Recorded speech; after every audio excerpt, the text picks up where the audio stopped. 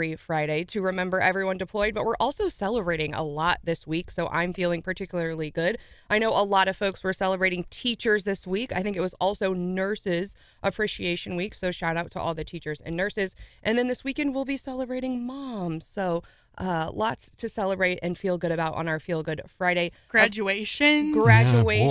Wow, so many. And yeah, we are going to be doing winners and losers like we do every week at 8:35, and they are already rolling in at 573-874-9390. If you want to join us, Gary from Centertown told us, was talking about the Capital City High School graduation last night. He said there were 320 young adults graduating, 9 going into the military. He said his grandson's going straight into the workforce. Go, Grandpa Gary. Last night, I don't know if I've ever heard of a weeknight graduation locally. Well, maybe it's tonight. Oh. Anyway, Sorry. I think, JC used to do 2. You had the one that on Thursday night, and then you had Friday night, right? Well, baccalaureate. Used to have and then baccalaureate. commencement. Yeah, that's what I think The we're talking baccalaureate was about. in the morning, and then commencement was at night. Well, regardless, we're happy for you, Gary. He said the stands were full of proud parents, grandparents, and friends. So Mizzou and Lincoln U both this weekend as well. right. it's a big weekend. I know Brian's told us if we wanted to eat anywhere in Columbia, we might be waiting in line, and I suspect the same will be true of Jefferson City this weekend, but we're happy to have everyone in town and feeling good about graduations, and we are also feeling good, surprisingly, about the Missouri Senate yesterday. Yay. Never right? thought you'd actually hear those words this year, right? After 8, Right. so they had not brought up a single budget bill yesterday morning. I was still feeling very skeptical early in the morning because, of course, they did not go to the current budget. They went to the supplemental budget, which actually has to do with last year's budget. And I thought, this is not going well. And after 8.5 hours, we get this. Thank you, Mr. President. I will take just a very brief moment to say thanks to the folks on our side of the building that have pulled several all-nighters recently, but who have kept our committee on task and on track and with the information we need in front of us.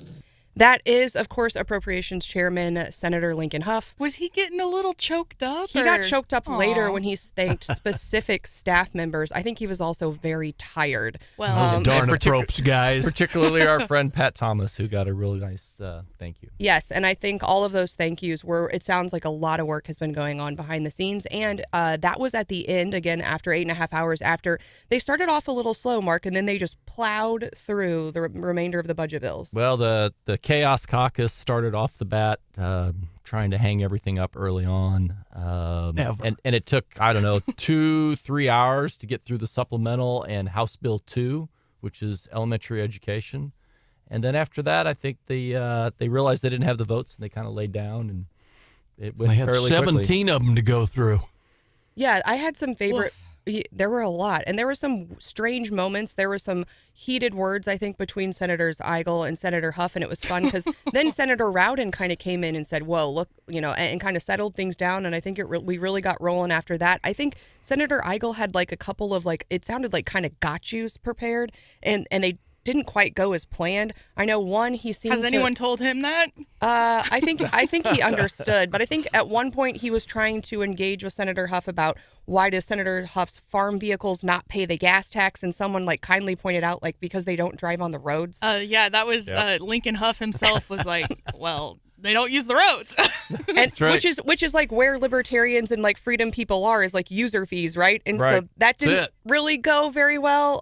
Mark, did you have any other favorite moments? Oh, I enjoyed the attempts at the anti-DEI amendments that they tried to put on there, and a particular discussion with, I believe it was Jill Carter, the senator from down by Joplin, who in the course of inquiry with Denny Hoskins talked about what are traditional black names and how they are discriminated against. And when Hoskins kind of called her on the carpet to say, well, give me an example, she pulled one out, I don't think out of the air, which was Lakeisha. And then 10 minutes later, Senator Mosley brought Lakeisha Bosley, who is a state rep, and got a standing ovation in the Senate for bringing awesome. Lakeisha Bosley in. That was a favorite from yesterday as well. My other, it wasn't a gotcha, but it was ooh, it was cringe maybe, Hannah, if we're talking about it. And I think, I think a lot of people have been really skeptical about money for sports and sports stadiums and all of that. And I think it was Hoskins who started to ask Senator Huff about the FIFA money.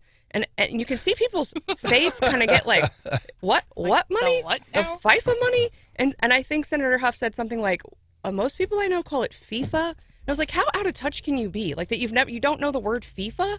That's coming from MAGA Stephanie and MAGA. Bell. It is like MAGA. MAGA, MAGA. It's There you not go. MAGA, MAGA, John. MAGA, no MAGA. one says FIFA anyway. So it was if you didn't, have it turned on in the background, there's a couple highlights. You can actually, and you should Perhaps know. the Freedom Caucus says FIFA. That's their new That thing. could be. Maybe. So I was hanging out at the Jefferson City Chamber barbecue with Representative Rudy Veit from Cole County and Representative Gary Sharp, and we were kind of weighing in on it. And it was funny. They picked up on, Gary picked up on he goes, watch these guys looking at their watch every 60 seconds. And you could see people pulling up coat sleeves and checking their watches to see how things were ticking along. I don't know. Oh, yeah. FIFA, FAFO, they all did it, okay? I think there's one thing we should also point out. Mark, you'll remember this. You've got an amazing memory. The media is correct. The Constitution technically requires the legislature to pass a balanced budget. According to the Constitution, by today, it would be at 6 o'clock. But Mark, I remember in 1997, I was there. I covered it. The Democrats couldn't. They argued over abortion. Jordan Sherrick had to come in. Some of the Democrats were mad at Jay Nixon, and the governor Carnahan had to bring them back, and they didn't get the budget done that night. It is special session. It was interesting because that actually came up on the floor yesterday during the debate, and I think it was Mike Moon, Senator Moon, tried to quote the Constitution to say you can't have a special session, which I got a kick out of because, one, he was reading the wrong section of the Constitution. He was. Yes, he was reading the section that the General Assembly can call a special session. Right. And for people that are kind of not in the wonky little a special session is not actually a special session when the governor calls it. That's right. It's an extraordinary session. That's right. Yeah. And there's a constitutional provision that says the governor can always call it extraordinary session. That's right. So I was pretty fun to listen him get slapped down on that. Constitutional lessons right here on Wake Up Mid-Missouri at 6:15 in the morning. That may be in the weeds, but literally these reporters, they need to remember that. The bottom line is if they don't get the budget done tonight, folks, it's not the end of the world. They'll just have to. Well, they couldn't stop the clock. Well, that's you bring up a good point because actually, although the Senate got the budget done, quote unquote, it goes back to the House. So there's still going to be some activity today. Also, we don't have time now, but we will have to talk about what happened after the budget passed in the Senate because things got really interesting. And it was a moment where I said, I wish I was in the chamber so I could see the look on people's faces. We're going to have to do that at 6:35. But for now, we got some news this week out of Moberly, and I want to set the show and let you know who's coming up. We're going to have our big boss on. Hannah, are you nervous? Listen, I'm going to need everyone on their best behaviors, okay? At 7:10, John Zimmer, president of Zimmer Communications, is going to join us. He is, he's served in many positions and is steeped in the radio industry, and we are excited that he's going to be joining us because we got some radio news this week. And Brian, you worked at those stations in Moberly. I did. It was some of the best years of my life, and it's very hard for me to talk about it because I get so sad. So I try not to break down. Brad Boyer was let go. He'd been there 38 years. He hired me. Good guy. A tremendous guy, and he has helped so many people like me. So what happened up there is the stations were owned by a guy named Gerald Shepard. Gerald, and John knows this name. Gerald was a legend, very much similar to John Zimmer, and he was so focused on local. Well, he passed away, and his son sold the stations to Good Radio, who eventually sold them to Alpha. That all happened probably 2008, 2009. Alpha probably came in I was there probably 2011, 2012. Things have gone, it's been hard for radio. And what they did this week at Quicks and Cress is in Moberly, which all the people in North Missouri, that part of the state generally listen to, they eliminated their entire on-air staff. that station was known for its severe weather coverage, news. Everybody let go, and it's just. I mean, all three TV stations have done stories. It's really been an outcry, and just what big play-by-play outlets for huge. High school sports up there. And people depended on it for their ball games, and certainly I would argue the weather may have been the most important. And I would go further. Mark Ellinger, remember this. In my opinion, I could be wrong on this. In my opinion, with the help of Kurt Schaefer, who was huge. I don't know if those hearings in the indictment happens of Bruce Cole without our coverage of Mamtech and 20. I mean, we went out. He was a con artist. I'm just going to tell you flat out, folks. If you don't know who Bruce Cole is, Google him. He stole millions of dollars. He went to prison for 3 years for stealing millions of dollars. If we don't do that story, and I got to give Rudy Keller credit as well, who's now at the Independent. He was involved. I don't know that it happens. And that journalism's gone. So it's just it's like a slap in the face. People are very upset. Well, and it's been such a great reminder of the importance of local radio. And so I'm really excited to talk to our big boss, as we said earlier, about that, because he does a lot of work for the industry on a national level, too. Right. And I think, for Missouri Hall of Famer broadcaster, for too. today, that's my hope, is we can remember all of the good things, Brian, and hear your stories about working there and kind of relive some of those important moments. And they just, on the Textcaster, we just got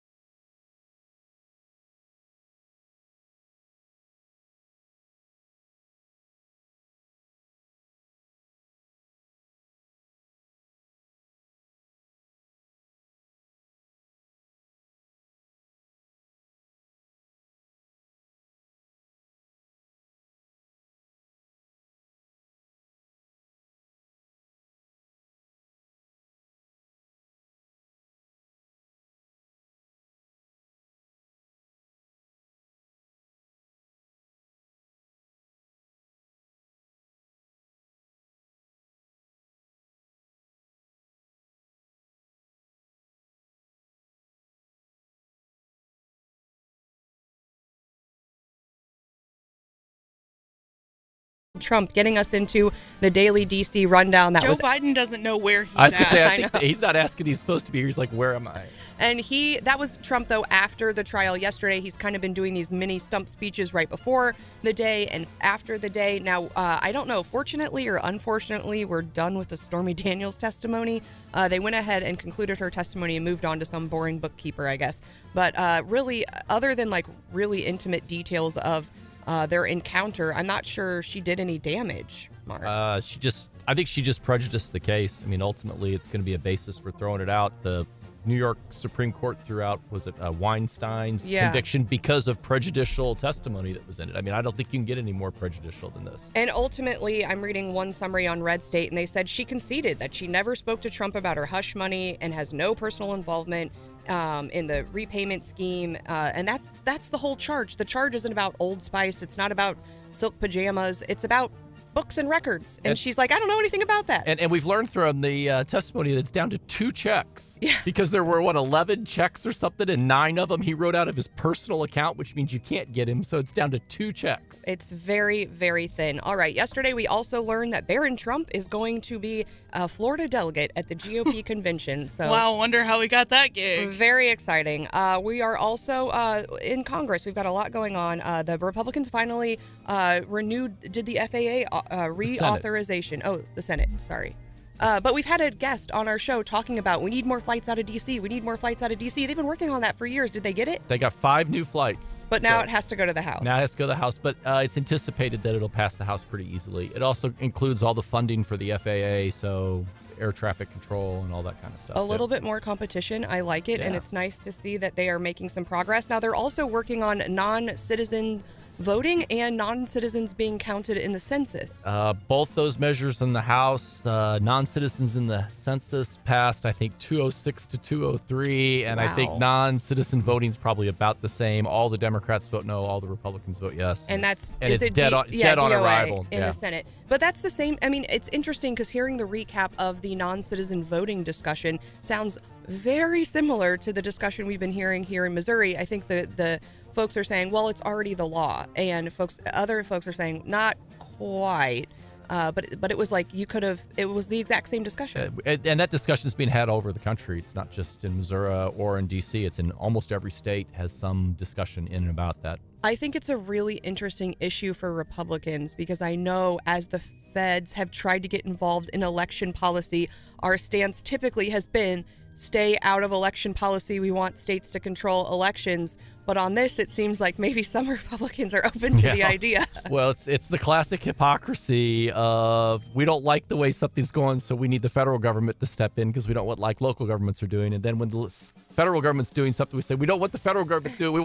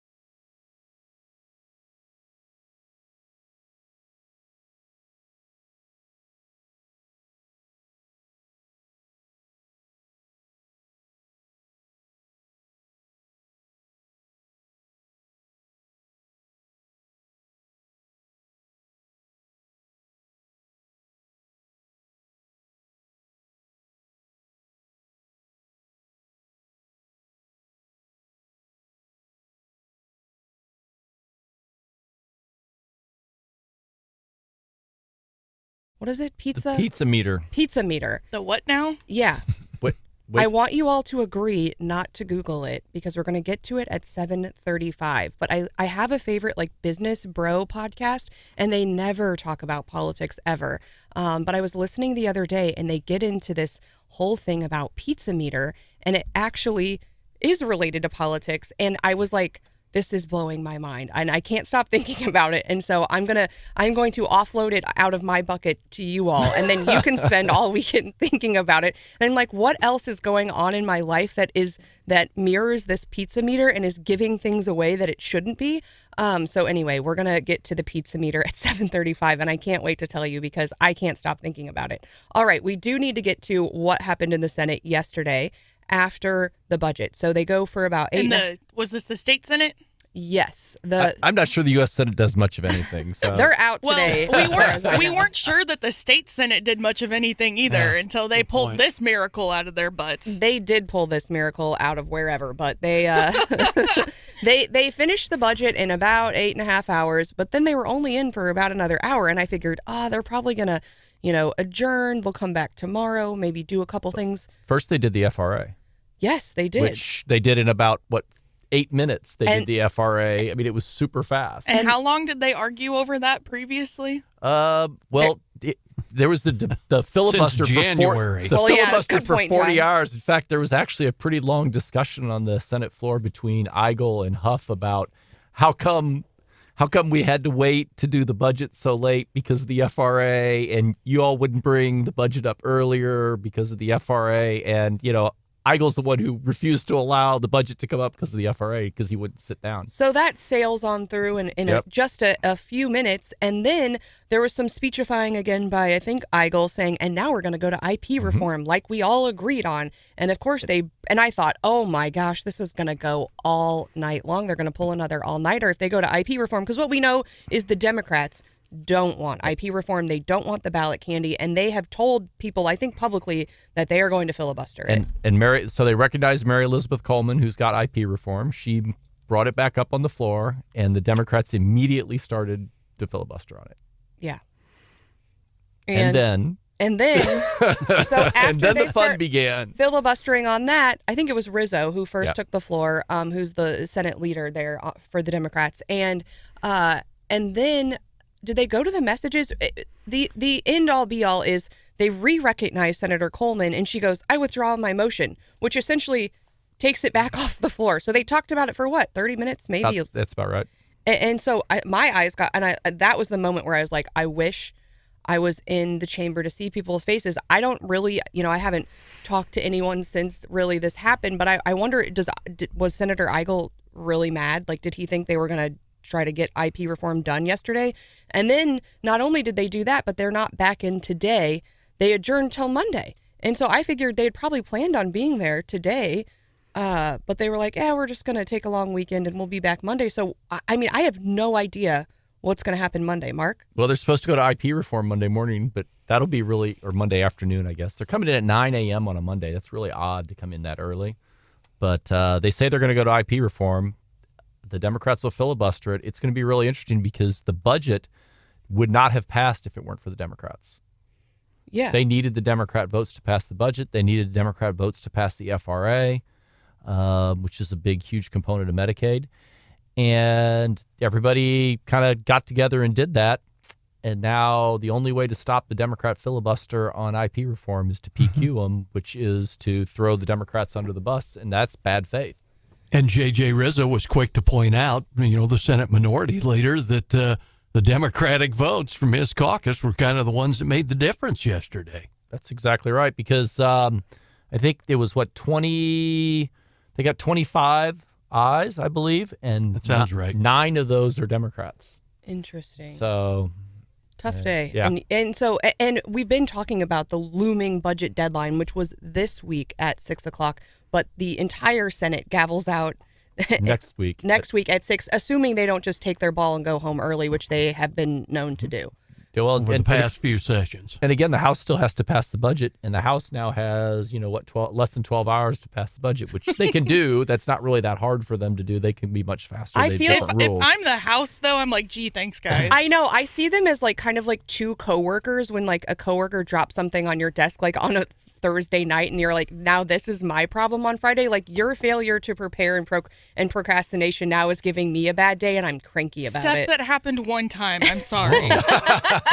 Stephanie says that on the air with her law partner sitting across the room from her. Yeah, do we need to do She's some... more likely to drop something on my desk and walk out the door. That did happen yesterday. I'm sorry. Do we need to do some counselors counseling? If we go to court today, Mark will be covering for me because I will be at Silver Dollar City. So I'm so excited. Yay. Nobody says they're excited to be at Silver Dollar City. I am excited. That place is cool. I'm taking my kids and there's a new Fire in the Hole ride. If you're tall enough to ride Fire in the Hole, everybody's excited. Oh, I can't wait.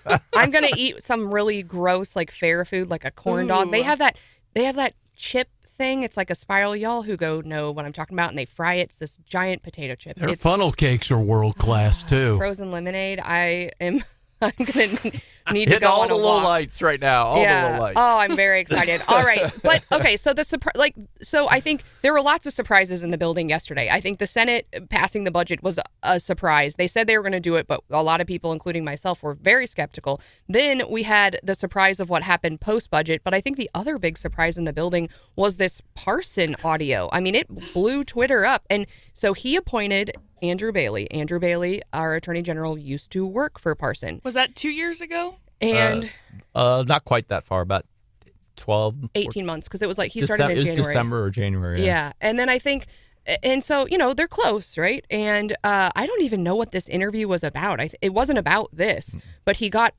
asked this question, and his answer about Loudermill, the guy who was in Kansas City and was drunk and got arrested. And then During the Chiefs Parade shooting. And we've got these three senators who it's been reported that the Attorney General is representing them. And they said, what do you think about that? And Parson said something surprising. But look, politicians have to be responsible and have to be held to a higher standard when you start attacking citizens in our state. And, you don't get a free pass just because you're a politician.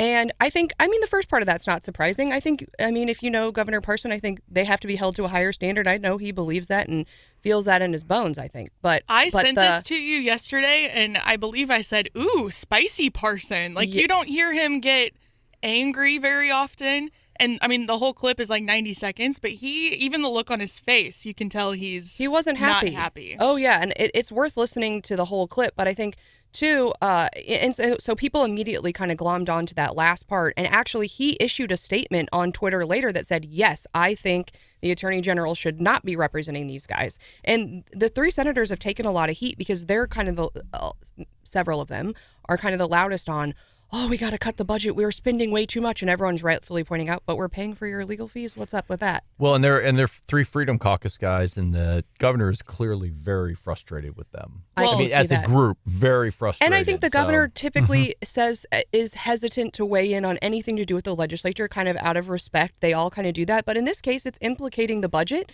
It's implicating the executive, potentially, with the Attorney General. But Mark, you and I were kind of debating, like, what does this all mean? And you've got to, So Senator Bratton did an affidavit saying that he was posting this social media in his official capacity as a legislator. And that, if a legislator is sued because of something they're doing in their official capacity, the Attorney General has to defend them. So the Attorney General, based on that, has to defend Bratton. I assume the other two probably executed similar documents saying it was in their official function. What I think is really interesting about this, and Stephanie, you'll remember this, is if you're starting to argue that your regular Twitter account is your official Senate function, then that's now public forum. And you get into all this stuff about public access to your social media. You can't block people on your social media, all that because you did something stupid and decided to then claim it was official. Well, and that's where, was it State Rep Cherie Tolson-Reich several years ago kind of got into this similar issue. But the word that Governor Parson used to describe the whole situation in his official statement is, quote, problematic. Yeah, I mean, and you just don't really see that. You're right, Hannah. That those kind of statements from Governor Parson, but he has an opinion here, and he's not willing to share it. And I think the first part of his statement, and it's lengthy, but he really gets into, we're not going to go out accusing innocent citizens. That's not what our citizens deserve, and that's just not something that politicians should be doing. So. I was glad to see it. I don't know how this whole thing's going to shake out. I think it puts the AG, and the governor in a tough spot, especially with the statute. So, so we will continue to watch that. Now, Todd on the texter is pointing out two things. I think he was trying to fact check us because he's sending me a screenshot that the Senate's going in today at 10 a.m. and they actually are. They adjourned under the rules. Mark, they come in to sign some stuff. They're coming in because bills have come over now that have been truly agreed and finally passed by both houses. And to sign them, technically, they have to be in session to sign a bill. The interesting thing is they'll come into session again. They adjourn next Friday, but they'll come into session on, was it May 30th, I think? Yeah. They come into session just for a day to sign all the bills that are that have been passed. But what we're telling you... And get their per diem. And get their per diem. But what we're telling you is nothing's really going to happen. But Todd's also pointing out that they say... Friday, May 9th, and he's like, wait a minute, it's May 10th. So they were really tired, Todd. And so if you're over there at the Senate, you got a typo on your main page, and I'm sure they'll get that corrected quickly. But a lot of them have been working around the clock. So we know what you meant. It's all good. So we are doing winners and losers at 8:35. We are already getting a lot of nominations. They're rolling in.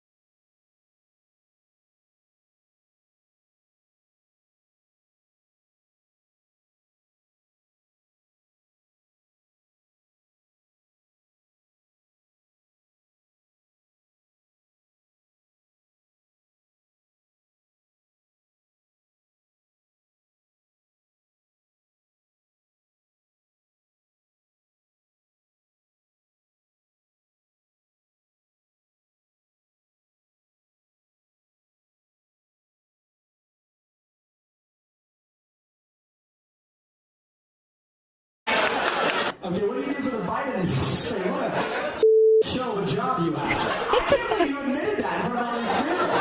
You have the freedom to lie. What do you do? You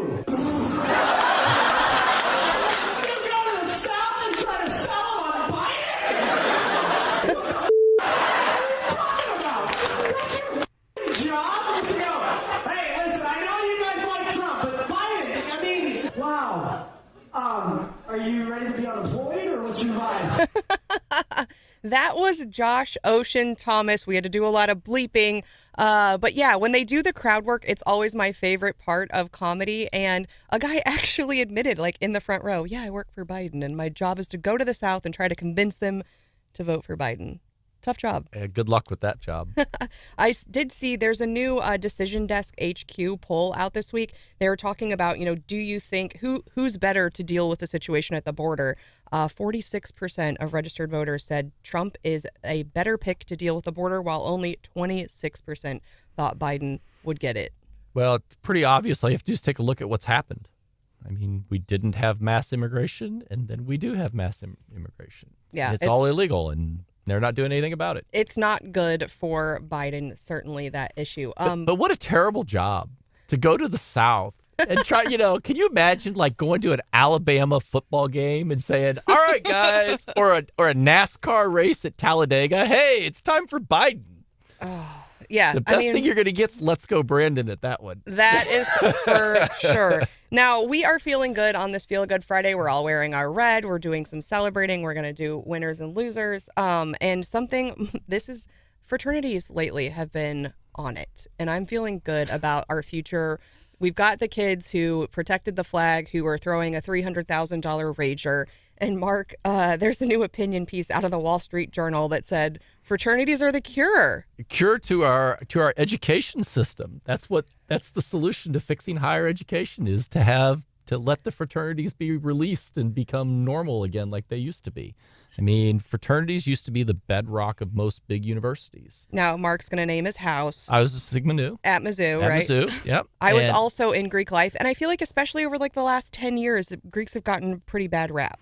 They have. They've had some bad things happen. And, when you think about how many millions of men and women are in fraternities and sororities, a few bad things happen.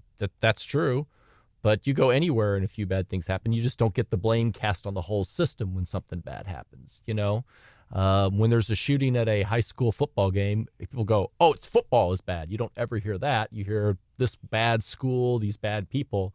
When there's something bad that happens in a fraternity house, you hear it's the Greek system. It's all the Greeks. And I think what's happened, particularly at North Carolina, is a real pushback on that. And you've seen that at other colleges, too, where that's occurred. Well, and speaking of North Carolina, I just pulled up the GoFundMe fundraiser. Oh, yeah? That was going on. And like Stephanie said, they were raising money to throw these boys a, quote, rager. Yep. Just because they defended the flag. Pretty cool. They closed the fundraiser on May 2nd at midnight, and they closed it with $516,000. Wow. Their target was $450,000, and which I thought was pretty crazy to start with. And they've posted like an update on the fundraiser that they're going to go ahead and throw the party. But they're going to do philanthropy, I bet. Yes, and they're establishing a board and stuff for the boys to decide where to send the rest of the money. But how cool is that? Over $500,000. And there's a country music star, and I can't remember. It's just who said he will come and perform for free at their house. Oh my gosh, that is so cool. For their rager. And that's something, I mean, most Greek organizations have a partner philanthropy that they fundraise for every year. So I'm sure whoever their partner philanthropy is super excited that they've got all these additional funds. And you've seen this. North Carolina is just the most obvious one because so many people have seen the video of it. But there is video all over campuses of fraternities coming out and chanting down the protesters that are trying to take flags down and desecrate things. So I mean, it is like a bastion of pro-America on these college campuses. They're here to save us all. Thank God for fraternities. Yeah, I didn't have being saved by frat boys on my bingo card. On your bucket list for this year? no. Well, you're welcome. Speaking of frat boys, can I bump out with this new Morgan Wallen song, Hannah? Can I control the music? If you've got it ready. I think I have it ready. Okay. My sister turned me on to this. It's his new song, Whiskey Friends, and the beginning sounds like Mr. Brightside, which is a favorite among frat bros.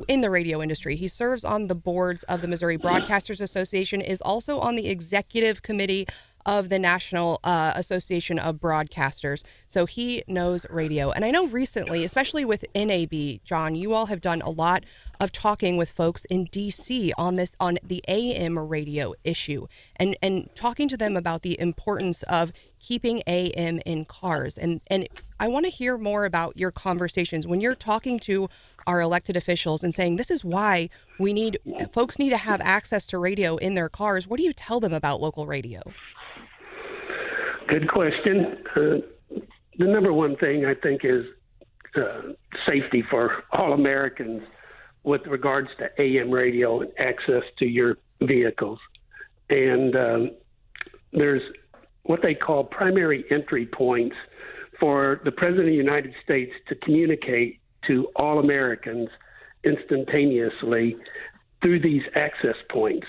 And 77 of these access points are big powered AM radio stations. So, for example, KMOX in St. Louis is considered a primary entry point. So if we are under nuclear attack, President picks up the phone, all these people get the notification, and boom, a daisy chain starts. Now, new technologies have emerged, but still I think, with regards to digital and phone carriers to communicate over our cell phones. But I think to give Americans the best safety plan or best, access to information is to have an integrated approach. And right now there's a battle in the automobile for trying to remove AM radios. And I don't know if you can believe the digital guys or if you can believe the auto manufacturers. They say that they can't execute AM radio without interference on the electric vehicles. But even Ford had claimed they wanted to remove AM radios from their combustion engine cars. So they wanted to take them out of the F-150s. They wanted to take them out of Mustangs, the gas engine ones. So the big game there is it's all about money. The auto manufacturers and big tech are aligning themselves to generate more money and profits off of consumers that buy cars by selling data of where you're driving and how you're driving. And a lot of data will be collected once you sit in your car, and then that will become a marketable entity, which I think is fine and dandy, but not at the expense of American safety in removing AM radio. Well, John, Does that make sense? Yes, it does. No question about that, John. There's no doubt about it. AM radio is huge. Congressman Jason Smith and I, and you've talked to him too. I've had many conversations. He's got a lot of AM stations in his district, and he's supporting this bill. Many other people in the Congress as well. There's been, John, I know you've been in the area a long time, member, as Stephanie referred to, the Missouri Broadcasters Association. Lots of news coverage locally in mid-Missouri. All three TV stations have done features this week on Quicks and Cress in Moberly, eliminating their staff. It's not just Quicks and Cress. It's happened in a number of their facilities.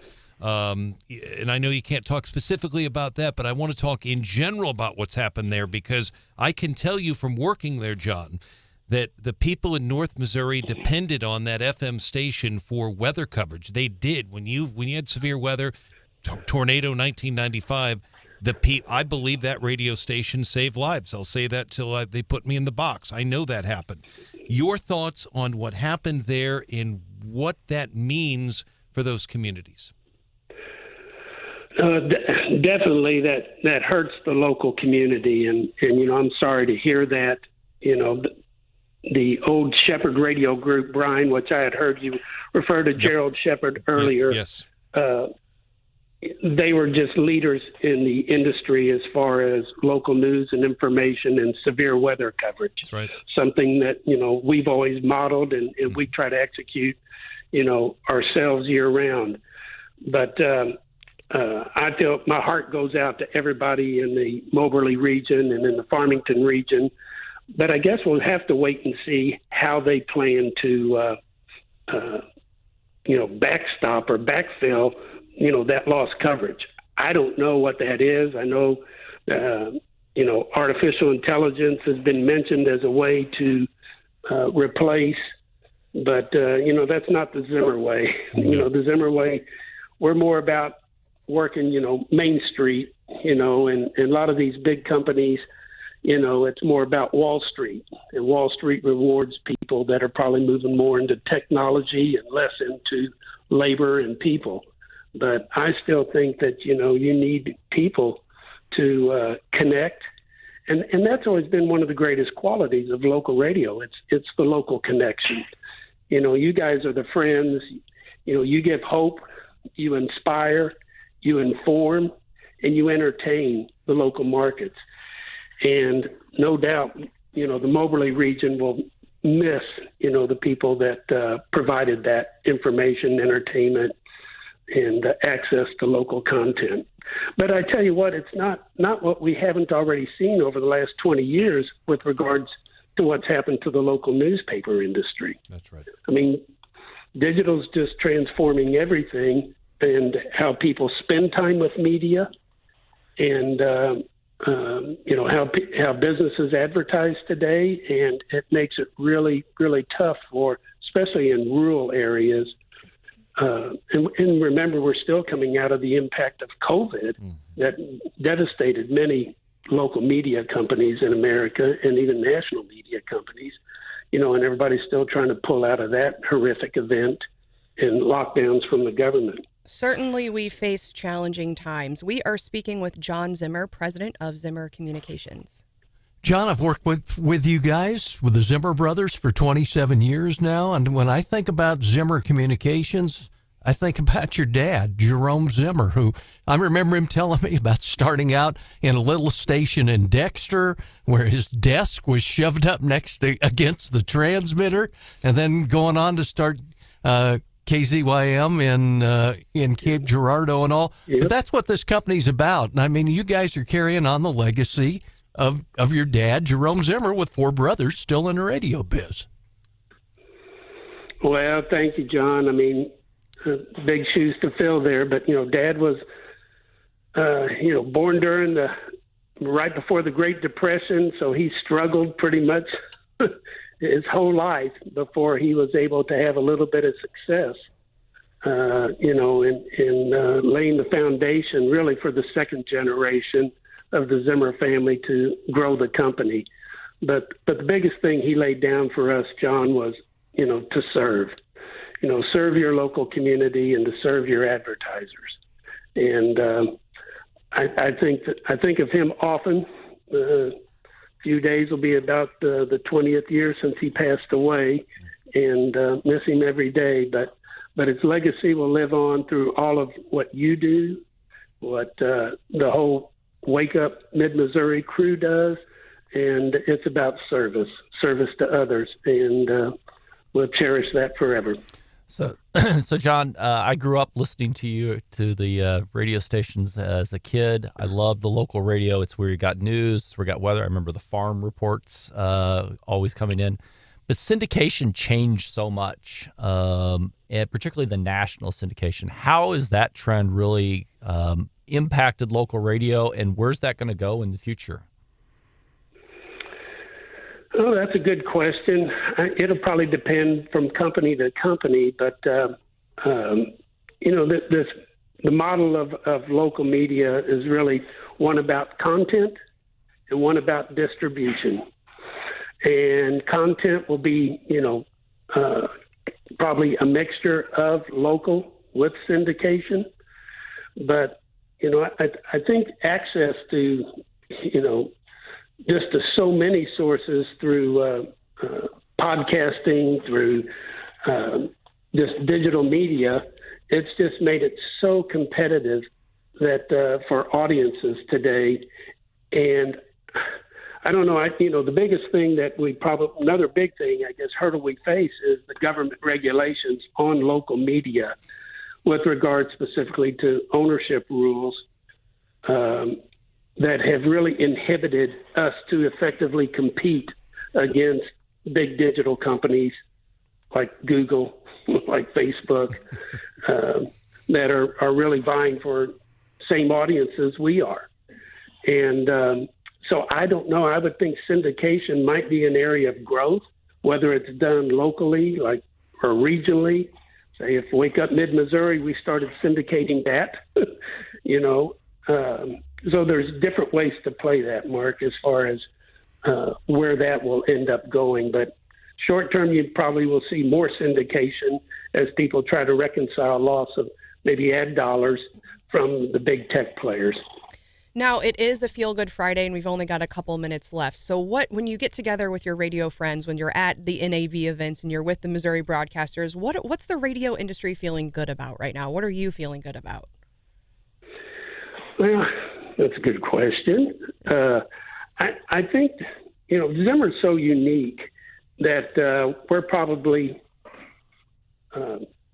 at the top where people come to us and look for solutions and ideas how to feel good about the industry.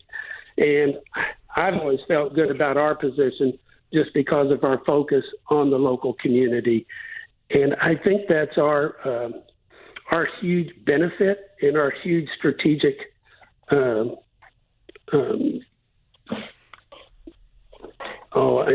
opportunity to grow and to compete. I think that you have to really hone your skills and drill down on serving that local community. And I think that for broadcast radio, with still the number one reach medium in America, we feel great about that, is that it has to be about how do we do a better job of serving the communities locally. And that's something I don't think you'll see any of the big guys come down into the small markets. But it's tough, like what you saw in Moberly and Farmington.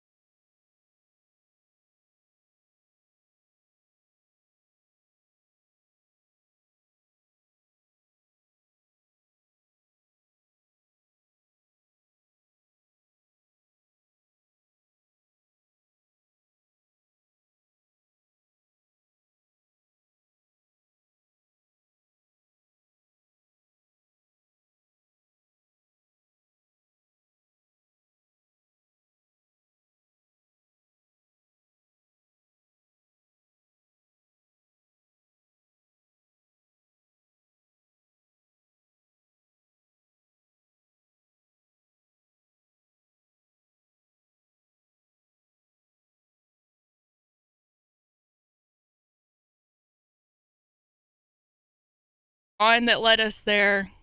I might give you guys a little grief. It was our big boss, as we've been saying.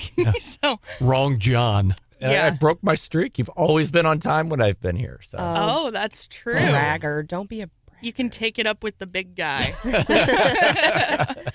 I have a little bit of a feel-good story.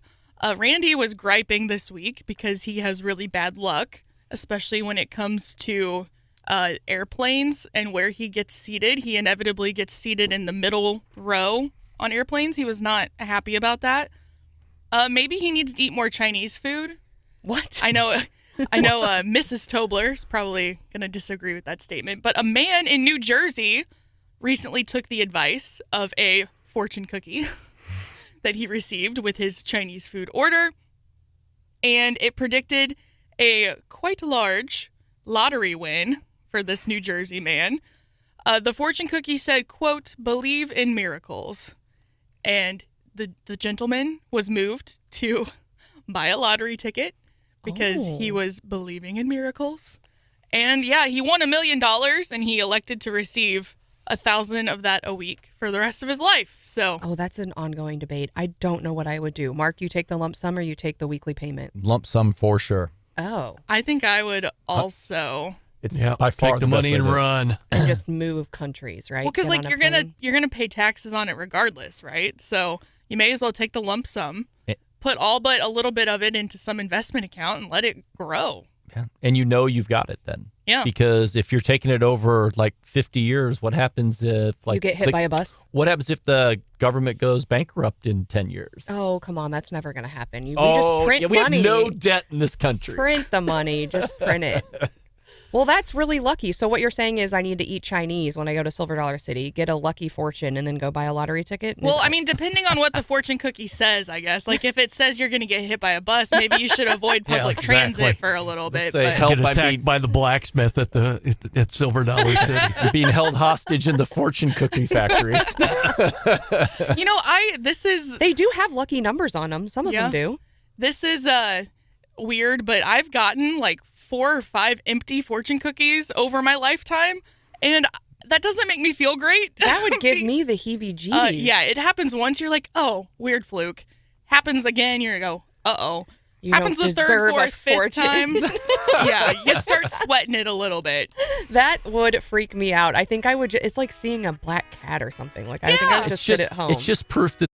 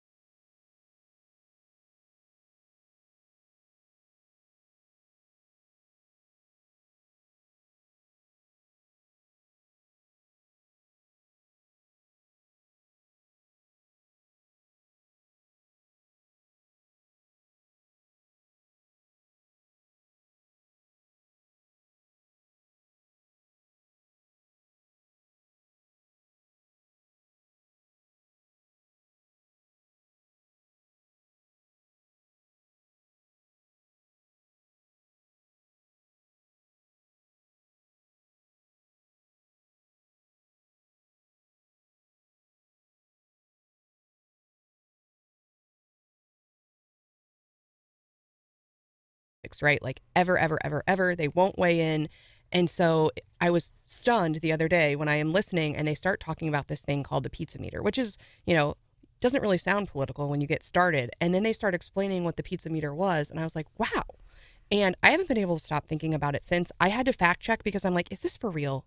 This can't be for real. And remember there was Pizzagate a couple of years ago, and that was not for real. A whole other thing, and we're not going to get into that. And I was going to say, what was Pizzagate? It was like the Clintons and child molestation. Oh, see, I was thinking about the Chuck E. Cheese Pizzagate, where they were accused of feeding like patrons leftover pizza. Yeah. Oh, that was so nasty. All right. Okay. Well, this is something completely different. And as before my time. And I was like, there's just no way.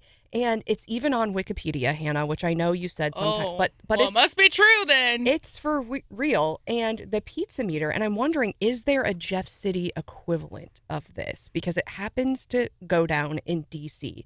And what they realized, they started monitoring how many pizzas people were ordering to places like the White House and the Pentagon. And so they would get on Google and they would say like busier than normal. And they'd say, why are so many people still at the White House and the Pentagon? And why do they need all this pizza? And it started disclosing what was going on in the federal government. And so it started way back with Grenada, Mark, I think. Wait, so you mean to tell me that our nation is capable of keeping these big national secrets and we're going to give ourselves up over some pizzas? 100%. So just before the 1983 invasion of Grenada, Domino's pizza deliveries increased dramatically, as much as 25%. And this was, and then in 1990, on the eve of the invasion of Kuwait, they were watching and they were like, why are the pizzas spiking? And that it gave it away. It was they went from under 50 pizzas a day to the White House to 125 a day right before the Gulf War started. I remember the biggest one in recent times was when the SEALs took out Osama bin Laden. Yeah, and they said that was a big one. Well, and they said even as recent as April 13th, 2024, when Iran launched a missile attack against Israel, that there were a pizza spike the night before. So that the government no longer orders the pizzas. So back when that started, the government actually, like the White House would call it, order the pizza now and have them delivered. Now what they're doing is they send out like a whole bunch of lower level people to various pizza places to pick up pizzas, because of course you can't tell that that's happening when you order 10 pizzas here and 10 pizzas there. I think it's just silly when you think about it. The country that founded a CIA got busted over pizza. So some people would say Central Intelligence is an oxymoron. And so this DC pizza owner actually. This DC pizza owner actually came out to news outlets and started saying well, you guys have no idea what's going on, but we know exactly when stuff's going on. And they've actually, has been told quit it, right? This is not great. And they've actually, I think, sent a memo around to the government and said, quit ordering all these pizzas because you're giving us up. In fact, at some point, Wolf Blitzer said, if you're a journalist, always monitor the pizzas. Try some Chinese food or something. You would think, use the Pentagon as an example. It's the largest building in the world. It's got all sorts of kitchens in it. Don't you think maybe they could just cook some extra government pizzas inside their kitchens and nobody would know? Well, and then it's not only wars and big things. I guess pizza sales also are very specific around other events of national importance. They said during the OJ chase that it was a record-breaking pizza sale. So while people were watching the chase, they were like, "We need some lunch. We got to stay glued to the TV." Oh my God! That's and then terrible. After our week of severe weather, the other one this brings to mind, and especially a down south thing. They rate the severity of severe weather, especially tornadoes down south, with if the Waffle Houses stay open. Oh, yeah. Yes, that's another meter. And so we were wondering, and on the OJ front, they said not a single person in the entire country, according to Domino's, ordered a pizza during the 5 minutes when they read the OJ verdict. So who knew that Domino's Pizza held national secrets? Apparently. What the heck? This is kind of like they track the airplanes when there's a opening for a new head coach somewhere. Everybody starts tracking airplanes. Exactly. They're looking at tail numbers. Where's the flight plan when we going? were talking about the AD story a while back. But yeah, so what would it be in Jeff City? Because there's got to be some equivalent in a government town of, Well, there's something's going on when no one's Pizza place across the street I was from the gonna Capitol, say, maybe? there's a pizza place right across the street.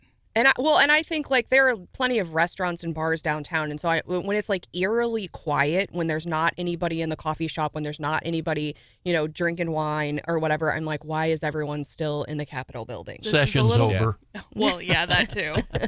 Well, I mean, and that's really true. Sometimes you will go to the bars, at 5 or 6 o'clock at night during session, and there would literally be nobody. Not even the lobbyists. I mean, nobody's there. And, maybe the night before or the night after, it can be packed with legislators and lobbyists. But you see that it's like eerie that there's nobody there. I don't know. There was a photo that was posted on Twitter within the last couple of weeks. A bunch of the big boxes of like Busch Light. Yeah. And other miscellaneous beers that were, stacked in a trash can at the Capitol. Well, all I can tell you is in the old days, and John remembers this probably, they used to bring the Anheuser-Busch beer truck up to the Capitol and unload it. Wheel it in. Because you could have unlimited alcohol inside the Capitol as long as it was in the legislators' offices. The one I remember from back in the day, and you can relate to this, Mark, was when we'd go to the Capitol and there was some big event or it was getting close to end of session, and you'd see the Randazzo's liquor store van parked down in the lower east entrance to the Capitol. And then the last day of session, the halls on the second floor were lined with bars. So you could literally bar hop through the halls of the Capitol. I'm in the wrong business. Man, you're giving me Ronnie DePasco flashbacks. At the best was, and I can't remember who the representative was from St. Louis who did Brandy Alexander's.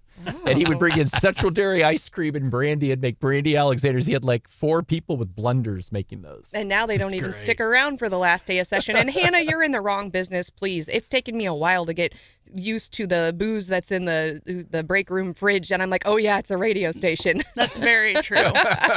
There's always leftover tailgate, wings and beer, I think. And we have very generous sponsors. Yes, we do. And so anyway, but it's bizarre when I open the fridge and I'm like, oh, yeah, that's what we're doing. All right. So I haven't been able to stop thinking about Pizzagate since I first heard about it a couple days. I've told everyone I know, and now you can tell everyone you know this weekend because I think it's so crazy. And so we talk a little bit about just like people being out, but like sales, are there other sales equivalents? And I used to have talked to friends I know like in beer sales, and they said like they could correlate perfectly the sales with the temperature, like the degrees of the day would almost perfectly correlate with alcohol sales. That makes sense, yeah. And I think that's so interesting. And then like certain holidays, certain things spike and you don't really, so what else out there gives something away that you wouldn't think about? Some of the stuff is economic based. So like they showed like when to talk about cereals. I'm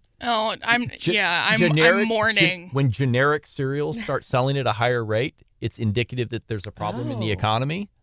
I've seen that one. There's a, and I can't remember exactly how it works, but there's a hamburger one that you can follow. Big Mac thing. No, I mean like ground hamburger. That when stores start seeing a spike in the cheaper ground hamburger selling, that's indicative that there's economic problems coming down the road. And this might be radio lore, but I remember it being told to me in that if you have to know what time people are waking up, they monitor water usage because most people use the potty first thing out of the gate. You did not just say the potty. Hey, I'm a mom. No, the big thing. Yeah, halftime at the Super Bowl, they talk about that all the time. And so it's just the flush ratio or whatever, and that's when people are waking up. And I think that's hilarious.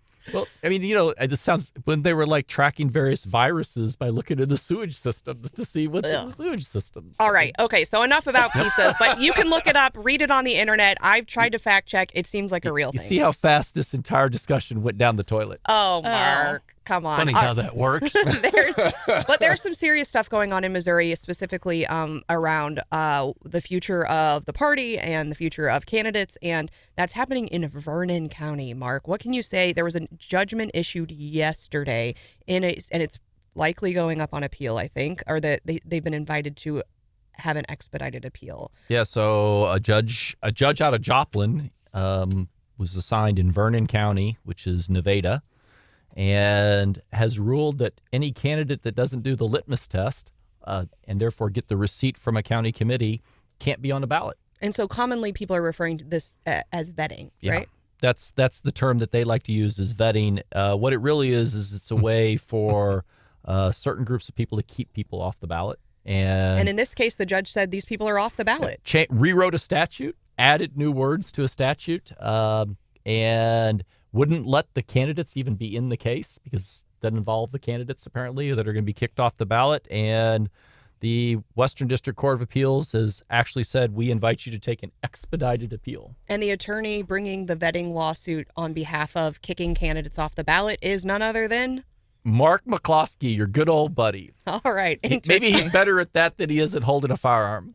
Ouch. All right. Yikes. Well, but I think this case could have implications beyond just Vernon County. So we'll keep our eyes on that and, of course, keep you all updated. All right. Next up, John, what do you got for us?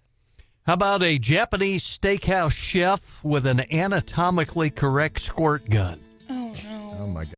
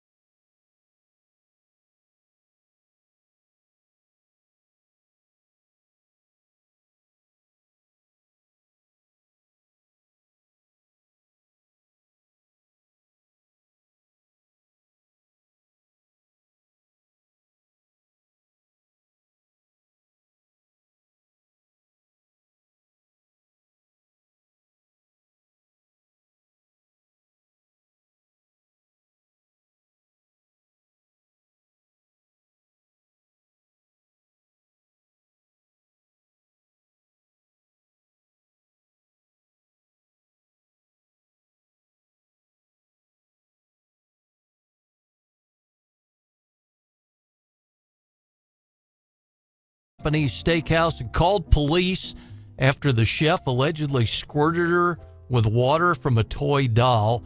This is where it gets weird.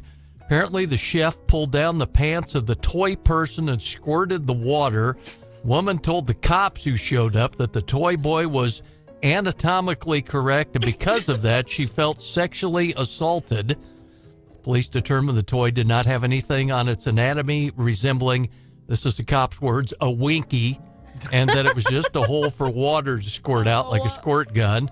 Then one of the chefs was accused of stacking onions on the grill, and the same customer said she was incensed because they resembled boobies. In fairness to the woman, though, what was the chef thinking? Squirting water. One cop at the scene said the guy sounded like a real drip. The other cop said he hoped he rinsed off the spatula before flipping the piece of teriyaki steak into your mouth from across the room. Now you know the rest of that story. I think this lady's head is further in the gutter than mine is. Sounds like it. That's one more reason not to go to a Japanese steakhouse. Well, and right typically there. whenever I go, I'm thinking I always take the kids because they have the best time, and this seems like and then.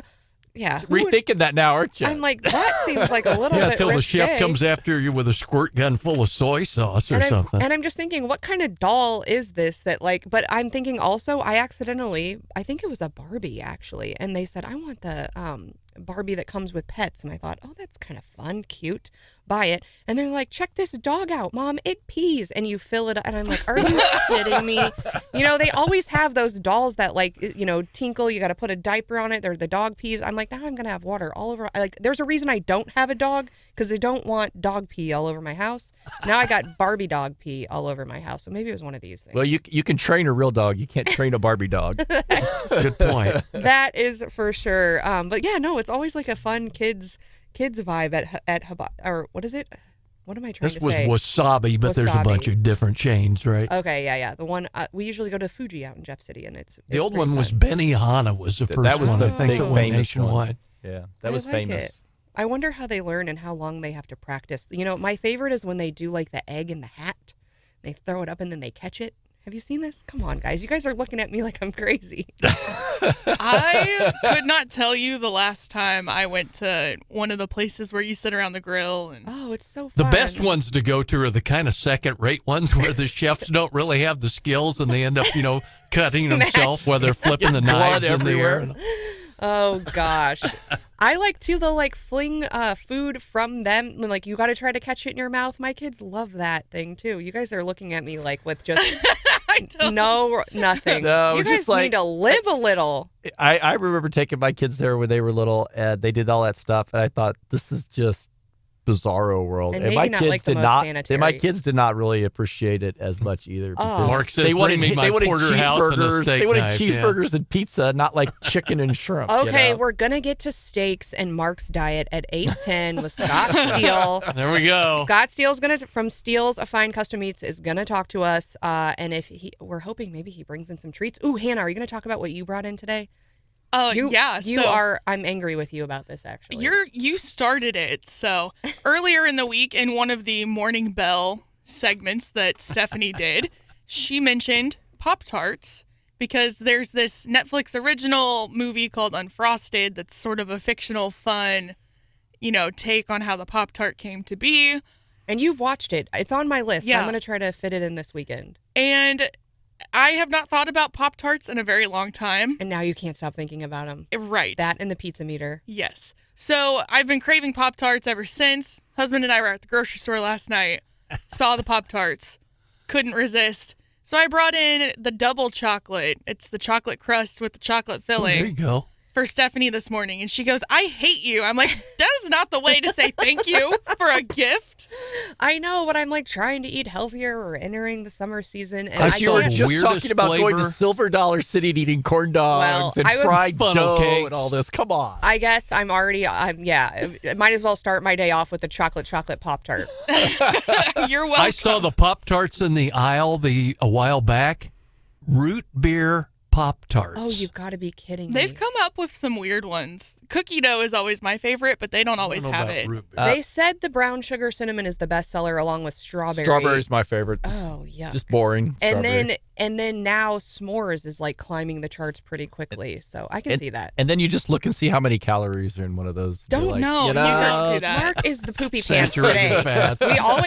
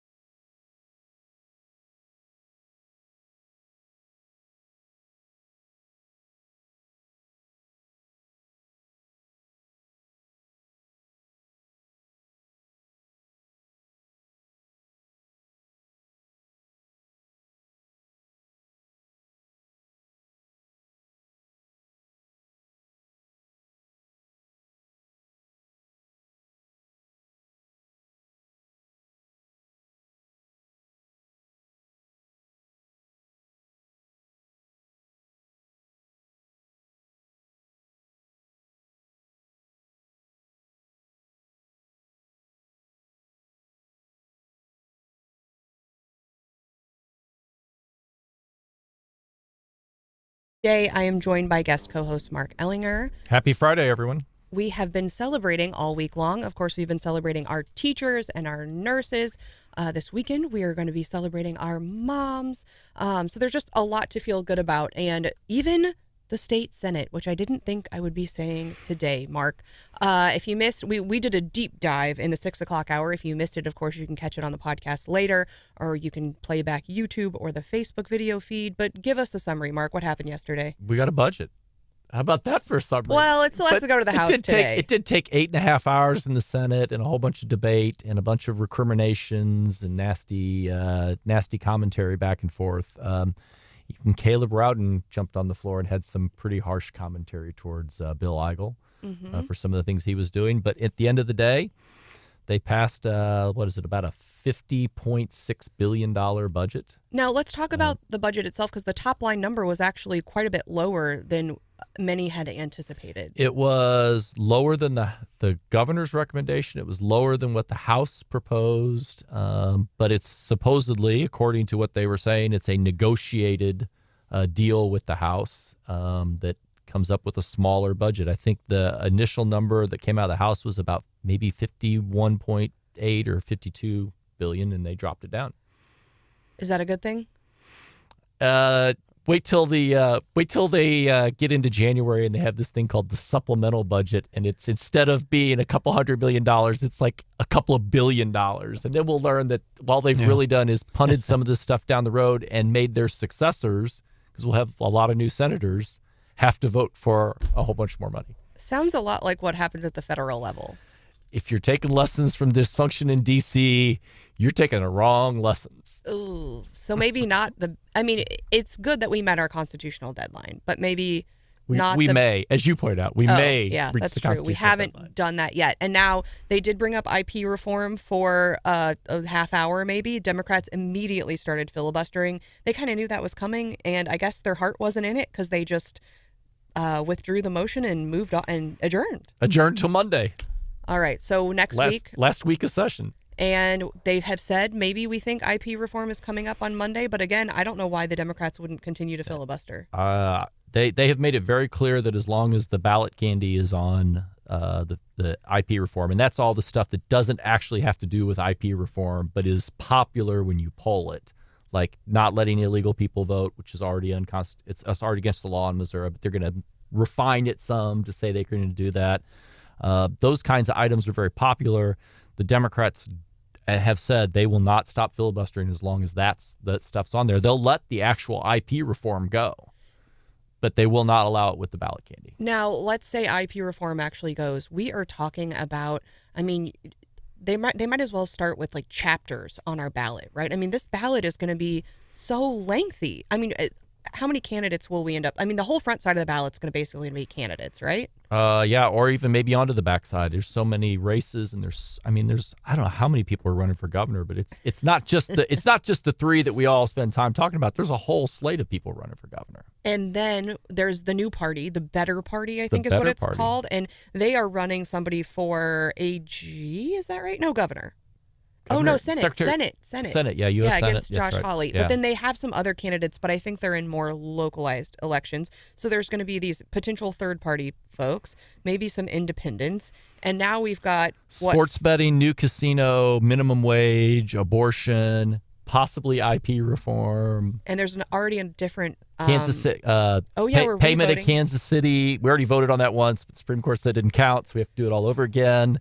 On Kansas City's police department and paying for it. And then there's another one that came out of the legislature last year that's already on the ballot. I can't recall what it is. Yeah. That's a lot.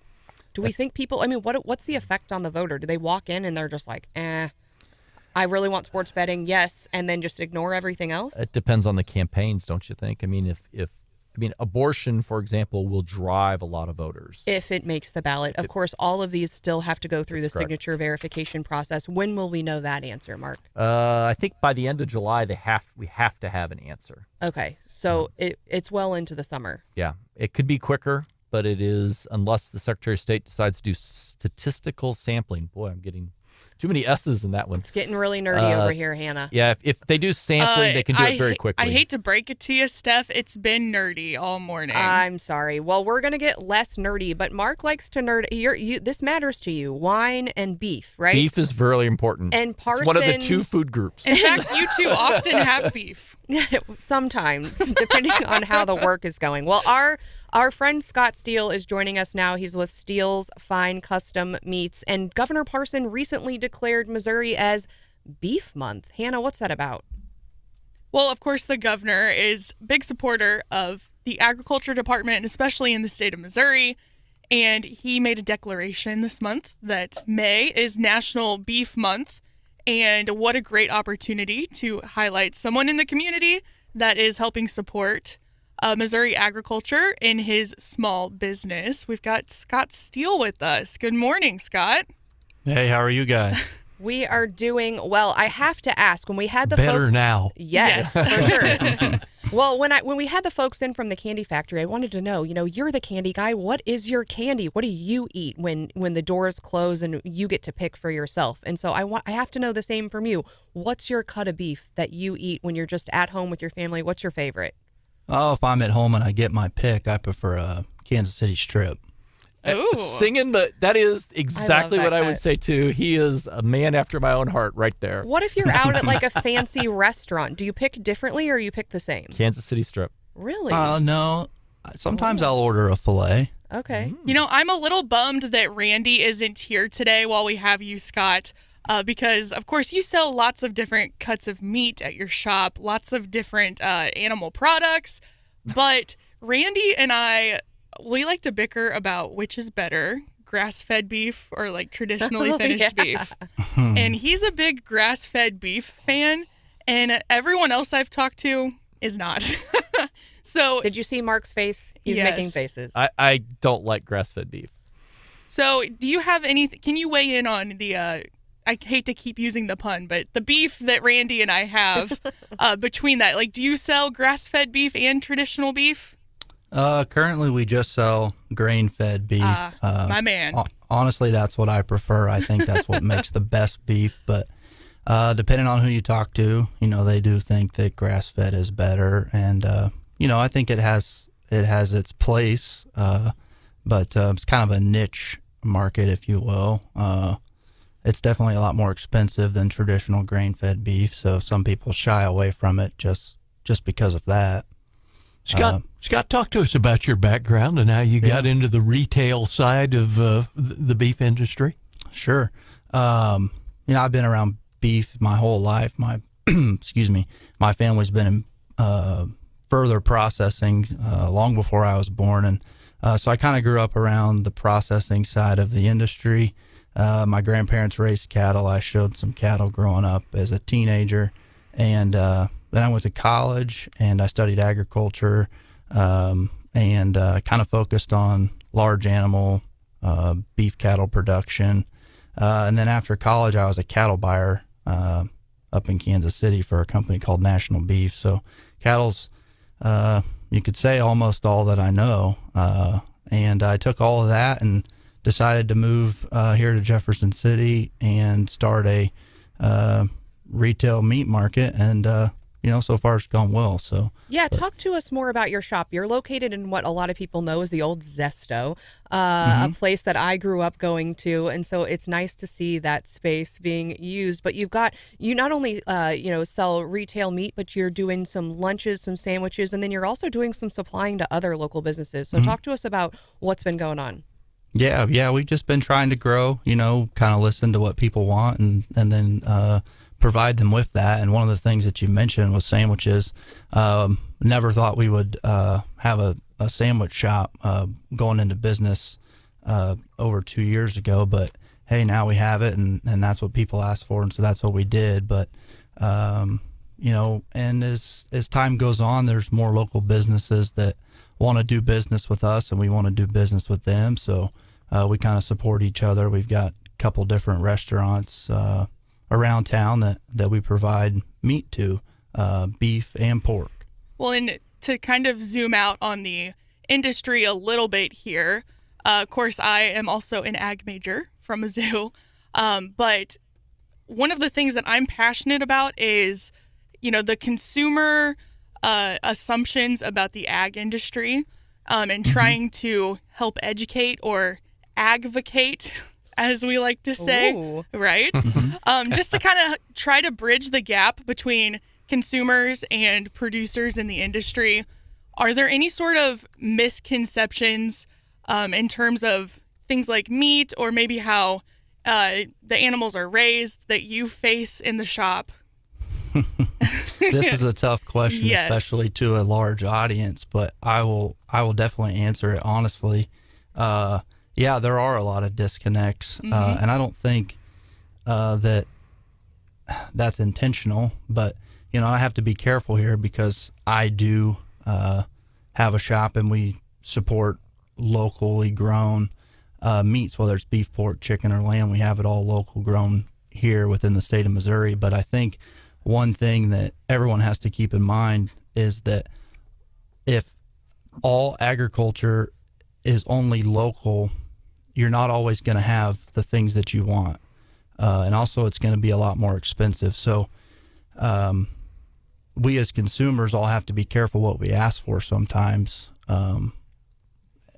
The agriculturalists of the world are trying to feed everybody, and they're doing the best that they can with limited resources, and they have less land and less resources every day to produce food for more and more people. So, local agriculture and locally sourced and all the niche markets definitely have their place, but those things can't feed the world. And as agriculturalists, we have to be thinking every day how we're going to feed the world. So it's something that I struggle with a lot because I came from big agriculture. Now I'm promoting and supporting small agriculture. So, I waffle back and forth between the two, and I think they both have their place as far as feeding the world and doing so, efficiently and safely. I and like cost to, effectively. Yes, I like to say that, there's more than one way to skin a cow in this case. But there's no wrong way to do ag,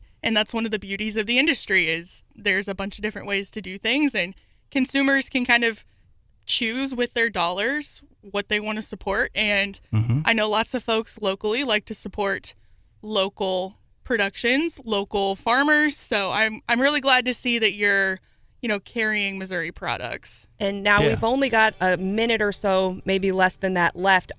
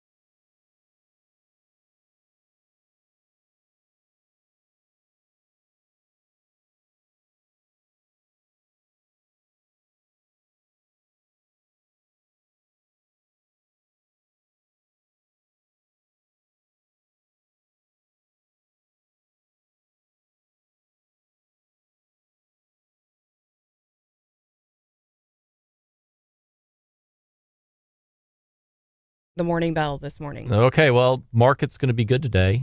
Everything's up across the board. Yesterday was a good day. The markets, there you go. The meat markets are up, but everything's up. Futures, and the Dow, the S&P, and Nasdaq all up. And market opens in like 3 minutes, so it ought to be a pretty good day on the market. Speaking of the market, the Dow is a terrible index. How about that? I never thought you'd hear those words. Why is it a terrible index as opposed to the S&P? So this year, the Dow, like many times, is running way behind the S&P. Okay. It's because the Dow is a measure of companies that used to be considered great. And the S&P is a measure of companies that are currently considered great. I just heard a podcast about how the indexes actually compete with each other on who they get to add. Absolutely. And I didn't realize that. And the Dow is very small. It's a really small set of stocks. And I don't think there are any now that are left from day one because GE finally came off of it. But ultimately, they're old mainline companies that everybody knows of. So they're very boring. They're very not innovative, et cetera. Whereas the S&P is very much where the market is today. And to a certain extent, the NASDAQ is kind of the smaller future of the market. So the Dow is a terrible measure of where you're at. But when you see the Dow struggling and the S&P doing better, which we've seen pretty consistently this year, that means you're about to see some type of change inside the business. At least that's what the Wall Street Journal says. You can't win if you don't play the game. So like you if you want to take a big risk, then you would, if you want to be safe, you'd stay with the Dow. If you want to be a little bit riskier, by the way, this is not financial advice. But what you're saying, stick with the Dow if you want to be boring. Go to the NASDAQ if you want to throw the dice. Interesting. And if you're going to throw the dice, you might as well go with the newest trend in office fashion. Oh, you're telling us about trends. Crop tops are back. What? As office clothes. Really? A crop top. For men or women? For women, this has become the new popular corporate style. It is casual street clothes, but it's based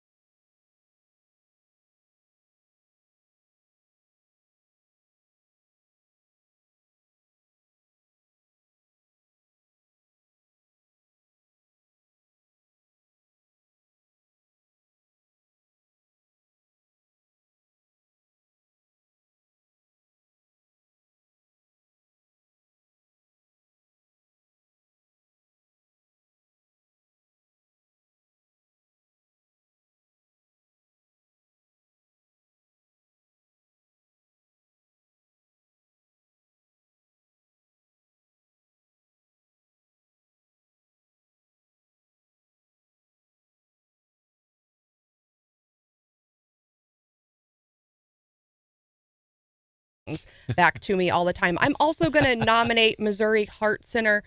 They always take really good care of me, and I happen to be paying my bill. And listener Karen said, are you on the radio? And said, I just love listening to you and Randy Tobler. So hi, Karen, and thanks to all the folks at Missouri Heart Center who keep so many of our community members healthy and keep a close eye on us. So I appreciate that.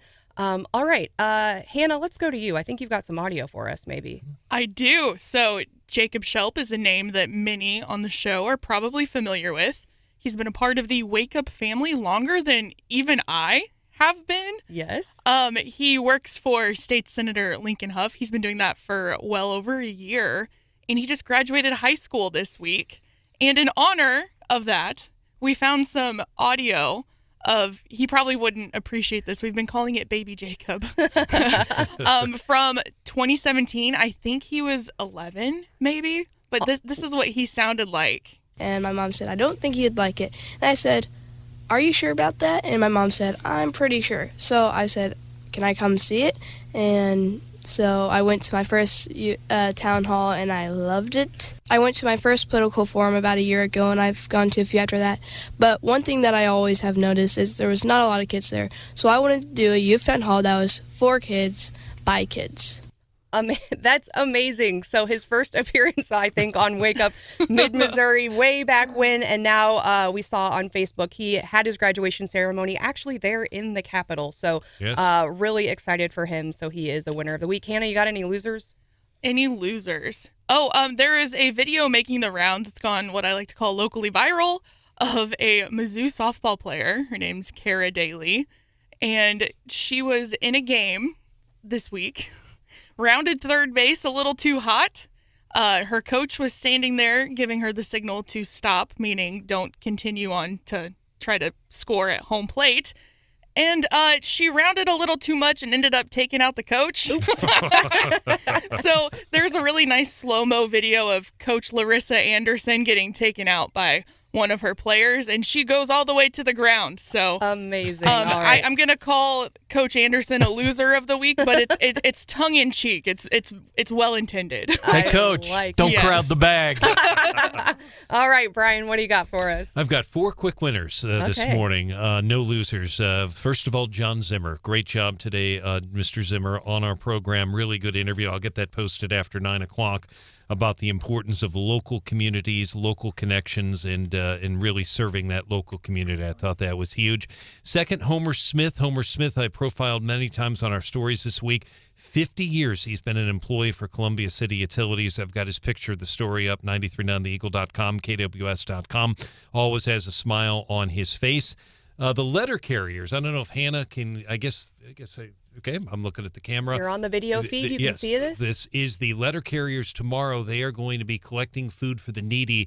Columbia, Jeff City, everywhere in our listening audience are going to do that. They can put them in these little bags, and they'd appreciate the letter carriers. They're going to get a winner of the week. They do a great job. In Mother's Day, I'm going to try not to get choked up because my mother's been sick, as a lot of people know. But I'm very grateful she's still here. Very grateful. And to all the and you're a great mom too, by the way. And Hannah, you're going to be a great mom. But to all the moms out there and to the moms that are gone, happy Mother's Day. So that's nice. Thanks, Absolutely. Brian. Appreciate well, it. we've got some special guests, and I think they have some winners nominations. We've got Amelia and Eden in studio. Amelia, you have a nomination for winners or losers? You got to talk into the microphone. Yes. Well, who do you nominate as winner? I nominate grandmas because they always do everything for their grandkids and love them all the way to the moon and back while still loving their kids and their loved ones. Oh, grandmas too. Very good. What about Eden? You got a winner or a loser? Yeah, moms. Moms are the winners? Yeah. Okay. They're good at comforting their children and making them happy. Moms work hard to help their families. Oh, thank you. Happy Mother's Day to all the moms out there. All right, John, who you got for winners and losers? Well, I'm going to be the stick in the mud. I've got 2 losers and a winner. John, How's that sound? Let's go. First one, and we would weigh in with State Auditor Scott Fitzpatrick, who can't find former St. Louis Circuit Attorney Kim Gardner. We almost forgot about that. All the craziness going on in the state Senate. We forgot. Still haven't found her, so we're still waiting to see what happens with that. I guess we're going to give some negative props to the Alpha Media Group, who laid off, a bunch of local radio employees in Moberly and Farmington and Lebanon. But on the up note, a Good Samaritan in Jefferson City raising money to help repair a coworker's home that was damaged by this week's storms. Ronald Swanson, his coworker, Melissa Church, they've got a GoFundMe account set up after a tree fell on their home during the storms this week. So props to Ronald for helping out his own and one of his neighbors. Yeah, and that man, the family, obviously 2 adopted children, and they're camping out in their front yard, right? They have nowhere to go, and the tree is still on the house. That man was injured in Iraq. He was a war veteran and is a war veteran. So kudos to that family for helping them out. Yeah, it's always nice to see neighbors helping neighbors. Okay, I've got a couple other nominations here as well. I'm going to nominate. I mean, we've been talking about local radio, and so we've Brian, you shared your story about working up there in Moberly, and we've gotten a lot of listener texts this morning about how much that radio stations have meant to them over a long period of time. So I think we should be celebrating that today and remembering the importance that those stations have played. At the same time, I want to say, and you reminded me, and you were talking about weather. I'm just always thankful that I can always, when I told you just recently we had a tornado warning. I'm sitting at my law office on the 3rd floor in downtown Jeff. It's after hours, and I'm thinking, what is happening? And I could turn on my app really quick, get on 93.9, listen to the live weather coverage. And I grabbed the cleaning lady and me, and I said, we got to get downstairs. They're telling us to take cover. And so it's always nice that I can hear a familiar voice and know what's going on. And I'd say the same about, I was coming down 63 the other day, and it was when they had the exit blocked. And, we were coming to a complete stop. And so it's always nice that when when I'm just tuning in, I can hear, traffic alerts coming up here really quickly and stay safe. So I appreciate John and Brian, all that you do to keep us all safe and informed. Yeah, we appreciate that. Happy to do it. And the good news is it'll be quiet this week. But no, don't say it. I know, not quiet. Don't this jinx week. us, Brian. Quiet this weekend. More rain next week. But yes, quiet this weekend for sure. But you're absolutely, and that gets back to serving the community and. We're getting all these texts from people in Moberly. The July 4th tornado in 1995, that staff up there, and they're all gone. Some of them passed away. They saved lives, Stephanie. They saved lives. They went on the roof. A guy, Ken Cuiava, went on the roof before the tornado came over, had to shut the hatch. He would have been blown. He would have been taken up in the air. I mean, but he was doing a live report. That's how good the reporting was then. Hannah, you got people weighing in on our Facebook page for winners and losers. I know we're getting some texts. Who is this? Jeannie said, hey, thanks for letting me know about Steele's. They're a winner, definitely for me, and I really enjoyed that last segment. Tara had one on the texter as well. Okay. She said that CPS parents are... Let's see. Did she say winners or losers? Let me fact check this real quick. Winner, yes, winner of the week. CPS parents for the passage of SB 727, which of course will bring vouchers for some school choice to Boone County.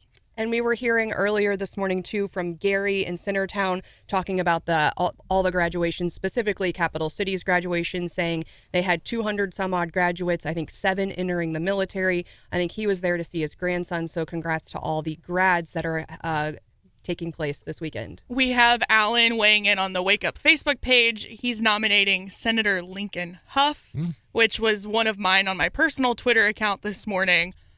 Senator Huff kind of helped. Well, not kind of, but played a big role in managing the speed at which things were passed yesterday. Accomplished something we all thought might be impossible this year. Yes. So shout out to Senator Lincoln Huff. And Senator Lincoln Huff also, I believe, gave Jacob Shelp his little certificate or whatever you want to call it for graduating. So I thought that was cool, too, at the Capitol. Now, you had a loser on your personal Twitter, too, didn't you?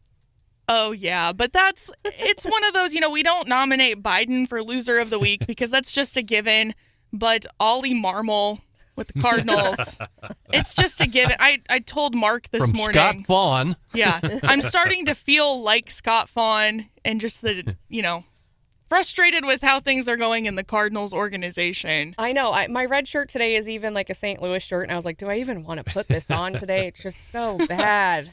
Well, we still want Need a rally cap to go with it, or a rally sausage from Steele's Fine Custom Meats. Yeah, there you go.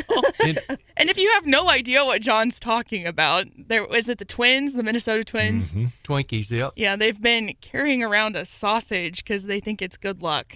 And waving at the batters, and they've been getting hits thanks to their sausage. Yeah. So we're gonna take up the collection that Scott brought us and ship it off to the Cardinals, and maybe they can capitalize. Hey, now we didn't all decide on that. We want some of those Yeah, snack We want some of sticks. that. And I have to add we probably have to add a quote of the week that was actually said on the Senate floor. Absolute quote. Senator Eigel's probably listening, but his quote this week, quote, "No one wants to hear me speak anymore in this chamber." Senator Bill Eigel, Truer our words. Weldon Springs. So, but he is, he got pretty passionate, to say the least. All right. Thanks, Well, man. that wraps up this week's winners and losers. We are going to be right back with our